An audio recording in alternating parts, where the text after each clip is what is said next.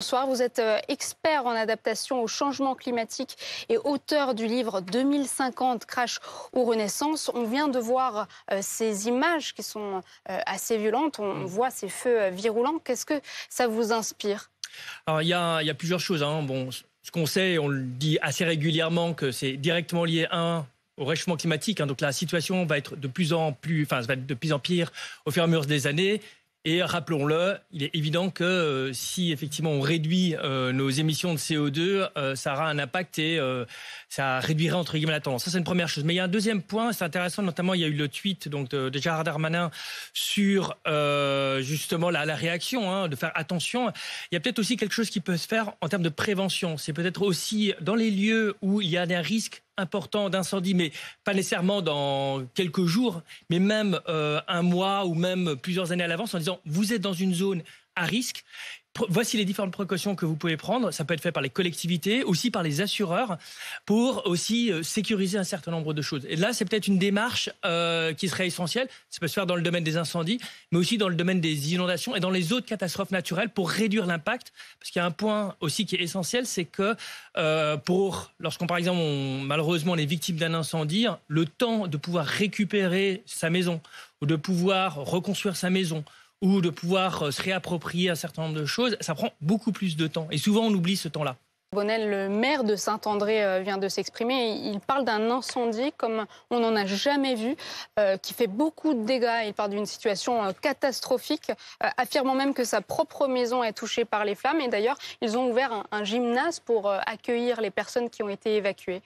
Oui, ce qui signifie que chaque commune doit avoir en tête, comme elle l'a dans le domaine des inondations, quels sont les dispositifs qu'on met en place pour faire face effectivement à ce type de situation. Et encore une fois, il vaut mieux ne pas le faire, par exemple, au milieu du mois d'août. Il vaut mieux le faire un certain nombre de mois, voire potentiellement, parce qu'il y a parfois des infrastructures à mettre en place ou des dispositifs à mettre en place avant. Notamment, il y a aussi une autre chose, c'est qu'on peut même faire potentiellement des exercices concret de la population pour dire il y a effectivement des incendies qui se mettent en place, qui arrivent. Comment est-ce qu'on peut agir par rapport à ça? Juste pour terminer aussi, on a parlé tout à l'heure des urgences. Il est clair qu'elles sont déjà saturées. Si en plus, effectivement, il y a des canicules, normalement, il y a un pic d'activité. Il faut gérer ça. Donc la question, c'est évidemment, on ne peut pas avoir les mêmes quantités de personnes tout au long de l'année pour uniquement supporter, par exemple, les venues massives de gens lors des canicules. Mais il faut l'intégrer avec un dispositif qui est plus large. Dimitri Carbonel, vous êtes expert en adaptation au changement climatique et auteur du livre 2050, Crash ou Renaissance aux éditions Librinova. Alors on va prendre les choses dans l'ordre là aussi. Les orages, les inondations et la canicule. Les orages et les inondations, comment faut-il s'adapter pour faire face à ces phénomènes qui sont de plus en plus fréquents? Kevin le rappelait tout à l'heure. Alors, juste au préalable, j'ai quand même fait un lien entre canicule, chaleur et orage. Juste pour rappel, quand l'air est plus chaud, à ce moment-là, ça peut absorber beaucoup plus donc de vapeur d'eau. Et donc, lorsque, par exemple, il est en contact avec de l'air froid, ça, effectivement, aboutit des inondations qui sont beaucoup plus fortes et beaucoup plus violentes. C'est aussi la raison pour laquelle on assiste de plus en plus à ces phénomènes-là. Alors, maintenant, en termes d'adaptation, encore une fois, c'est un peu ce que je précisais, il y a des lieux où alors, il y a plusieurs choses qui sont possibles, notamment en termes de territoire. On peut tout à fait éviter le labourage. Ce qui, par exemple, va permettre d'avoir des infiltrations, notamment d'eau au niveau des terres. Il y a un certain nombre, notamment, si par exemple on désimperméalise, c'est-à-dire qu'on retire le béton, ça permet d'absorber beaucoup plus aussi l'eau et donc aussi d'alimenter les nappes phréatiques. Ce qu'on appelle aussi parfois l'hydrologie régénérative, qui permet de récupérer de l'eau ou, en termes d'adaptation, parfois on a des plaines, ce qui se passe notamment aux Pays-Bas, où on va avoir vraiment des lieux qui vont être capables d'absorber ou de collecter beaucoup d'eau, ce qui va faire qu'en aval, on sera beaucoup moins sujet à une question d'inondation. Maintenant, ce constat, il avait été fait par les spécialistes, dont vous certainement, pour Couisa dans le département audois, ou plutôt pour la catastrophe de Vaison-la-Romaine notamment, où on s'était aperçu qu'il y avait de nombreux lotissements construits en contrebas. Oui, et là aussi, ça signifie de pouvoir, et c'est pas toujours évident pour les collectivités d'indiquer aux habitants en disant écoutez, votre maison a une forte chance soit de s'écrouler avec tel ou tel type d'événement. Qu'est-ce qu'on fait? et de travailler bien sûr ensemble pour trouver des solutions. Alors c'est pas toujours évident. C'est du préventif très important pour éviter des drames. La question c'est soit on prévient suffisamment en amont et on est capable de trouver des solutions, soit la personne perd sa maison et après elle met peut-être des années pour récupérer quelque chose. Donc tant qu'à faire, il vaut mieux essayer de prévenir plutôt que d'attendre trop tard. Parce que c'est ça qui est en train d'arriver. Que les pouvoirs publics, que les spécialistes font suffisamment en amont? Alors je pense insuffisamment parce qu'il n'y a pas encore la prise de conscience de l'impact qu'il y a. Je pense qu'il y a un vrai travail aussi de la part des assurances, notamment sur le travail de prévention, d'information auprès de leurs assurés, pour leur donner quels sont les différents moyens de les prévenir suffisamment en amont, justement pour éviter ou réduire en fait l'impact de ces orages ou de ces différentes inondations. En avril dernier, le gouvernement a détaillé son plan pour renforcer les moyens pour lutter justement contre ces feux de forêt et pour ne pas revivre ce qu'on a vécu l'été dernier. Est-ce que selon vous, c'est suffisant? On parle de plus de moyens aériens, de plus de pompiers qui ont été mobilisés. Alors, il est clair que déjà l'été 2022, il y a eu des progrès qui ont été réalisés par rapport à maintenant. Mais on est encore dans le réactif. Ce qu'il faut, c'est dans la prévention. Je vais prendre un exemple qui est... je vais même prendre un petit peu de hauteur. Eh bien, très récemment, il y a Emmanuel Macron, donc notamment, qui a soutenu à la fois un projet en Papouasie-Nouvelle-Guinée pour, en termes de gisements, notamment gaziers ou pétroliers.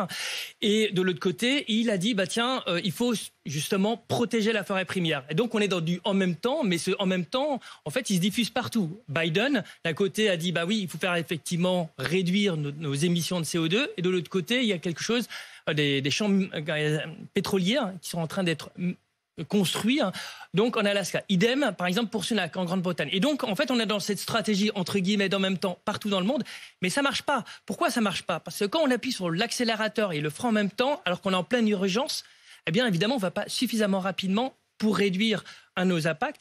Et d'autre part, compte tenu effectivement de ces impacts en termes d'inondation, on parle de grêle par exemple sur des panneaux photovoltaïques ou d'autres choses, eh bien, on a moins de moyens ensuite pour réaliser la transition énergétique.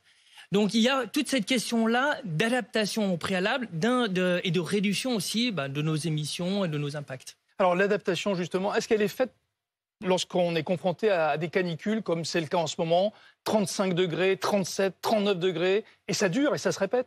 Alors ça encore, je pense qu'il y a une prise de conscience, notamment des collectivités. Il y a un certain nombre de collectivités qui se disent, on met des îlots de fraîcheur, donc c'est des toits végétalisés par exemple.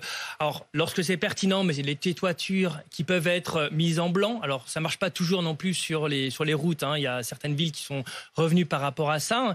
Il y a aussi bien sûr au niveau des bâtiments, c'est d'avoir des bâtiments qu'on fait de la rénovation. C'est de la rénovation, pas uniquement lorsqu'il fait froid, mais aussi lorsqu'il fait chaud. Donc des murs qui soient suffisamment gros ou avoir des matériaux qui permettent de réduire la température intérieure. Donc oui, il y a beaucoup de choses qui sont faites, mais c'est encore insuffisant par rapport aux enjeux qu'on a demain. Et aujourd'hui d'ailleurs. On est confronté de plus en plus à l'évolution de ce climat. Ce matin, je lisais dans les colonnes du journal Le Parisien aujourd'hui en France, le nouveau patron du GIEC qui disait il faut parler de cette catastrophe qui se profile à l'horizon, mais il ne faut pas dramatiser, il faut utiliser les bons mots. Vous avez le sentiment qu'on en fait un peu trop ou pas assez? Alors, on va dire les choses clairement, la situation est dramatique. Donc la question c'est, est-ce qu'on y va du style, écoutez les amis, ça va bien se passer, de manière sympathique, ou on dit, effectivement, on est face à une situation dramatique, mais en revanche, on met en place les moyens ensemble pour effectivement évoluer. Et je pense que ce qui manque, c'est surtout cette deuxième partie, dire comment est-ce qu'on fait pour avoir des territoires qui sont résilients, comment on fait pour effectivement s'adapter. C'est ça qui manque. Parce que sinon, on reste dans une sorte de peur, on se dit ça nous tombe dessus comme un lapin face à des phares, et puis c'est catastrophique. Il faut apporter justement ces solutions et ces moyens d'adaptation et de résilience. Et pourtant, on a déployé une météo des feux de forêt, une météo des forêts, aussi davantage de messages de prévention et tout ce dispositif de prévention qui vise à traiter tout feu dans les 10 minutes. Donc tout ça, ça ne marche pas. Non, c'est pas ce que j'ai dit. Ce que je dis, c'est évidemment, il y a une évolution, je dirais, incrémentale, sauf qu'on se retrouve face à, par exemple, des incendies qui sont exponentiels. Donc si vous mettez des moyens, entre guillemets, qui augmentent comme ça, alors que les incendies, ça fait comme ça, l'écart se creuse de plus en plus. Et en plus, on creuse encore plus l'écart, ça je l'ai précisé avant, par évidemment nos Donc, émissions il faut CO2. davantage de soldats du feu ou davantage de moyens aériens. On voit certains incendies, c'est compliqué d'accéder. En fait, c'est une solution qui est, encore une fois, il faut avoir une vision globale. C'est en amont, ça je l'ai déjà dit. Deuxièmement, c'est avant les incendies. Il y a un certain nombre de choses qui sont faites, par exemple, pour éviter que des personnes aillent dans des forêts, alors qu'il y a un vrai risque d'incendie. Il y a plus de moyens. C'est un ensemble de choses, et ça signifie aussi, peut-être, mettre moins de moyens pour, sur les énergies fossiles ou d'autres choses, et plus de moyens sur l'atténuation, l'adaptation, et puis surtout créer de la résilience auprès des territoires. Merci Dimitri Carbonel. Je rappelle que vous êtes l'auteur du livre 2050, Crash ou Renaissance, aux éditions Libri Nova.